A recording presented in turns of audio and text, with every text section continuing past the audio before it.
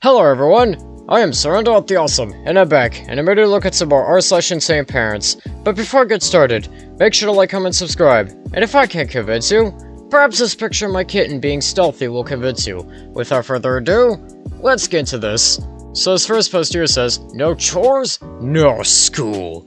And this person here says, is it acceptable to tell a child they cannot attend their trade school program until their chores at home are complete? I don't know, maybe you could put it off until later or do it yourself. Anyways, this person goes on to say, my stepdaughter has just refused to do her chores lately, nothing huge. Again, maybe you could probably do it yourself or put it off until later. If it's nothing huge, I could probably do it later when I have more time. Anyways, this person goes on to say, but I am sick of the constant back and forth, so I grounded her to the house only till said chore is done. I think that includes an extracurricular, like their trade school. What do you think? Is it too much? When I said this, I mean if said chores aren't done by the time for you to go to school, you don't go. Okay, why are you possibly torpedoing your child's life over a chore? I mean, if it's nothing huge, I would say you could probably do it yourself, or maybe your child could do it later. Or maybe they're probably stacked with schoolwork and probably can't do the chore at the moment, so again, probably be better for maybe you to do it. I'm gonna probably give this like a 40 out of 50. You're really trying to torpedo your child's future because, you know, they won't get a chore done because they're possibly maybe sort of busy, and I mean, if it's nothing huge, you can probably put it off till later, or do it yourself. And this next post here says, no, let her suffer another 4 months. And this person here says, chronic cough for a 9-year-old since October. Now, since Tuesday, she has a runny nose and worse cough, and is complaining of burning chest and feeling like someone is punching her in the chest. No fever and no change in behavior. She is taking colloidal silver, high-dose C&D, elderberry, and pulsatilla. Any other suggestions, and should I bring her to a pediatrician? Hey, I would probably recommend bringing her to a doctor? I mean, they might know more what they're doing. Yeah, I'm gonna give this a special out of 50, because, yeah, you need to bring her to a doctor, because it sounds like she's actually coming down with something pretty serious, and, yeah, they might know more what they're doing than you do. Like, a lot more. Like, they went through years upon years upon years of schooling, and rigorous schooling at that, just to get a license to practice medicine, kind of know what they're doing.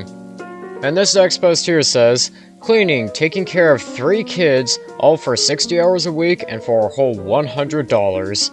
And this person here says, let me clarify a few things. 1. The pay would increase once I get hired on full-time next month. And, like I said, I can work with you if you drive, are CPR certified, have special needs experience, and have good references.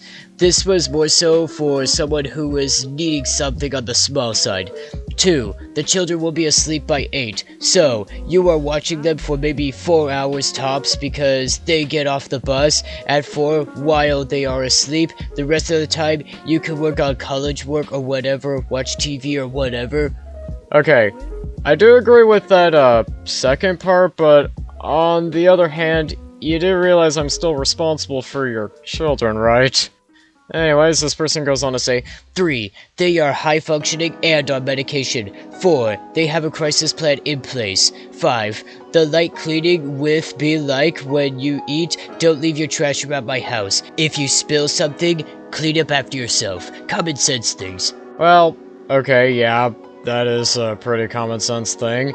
Anyways, this person goes on to say, I am in desperate need of a babysitter while I work. I work from 4 p.m. to 3:30 a.m., but I work an hour away, so I would need it from 2:30 p.m. to 4:30 a.m. I am recently single and losing my babysitter. My kids are 10, 6, 3, all boys. All that would be required is to get off the bus, light housework like sweeping, and then feeding and putting the little ones to bed. Possibly homework? Should probably put that in. We have a strict schedule because 2 of my kids have autism and ADHD, so they need structure.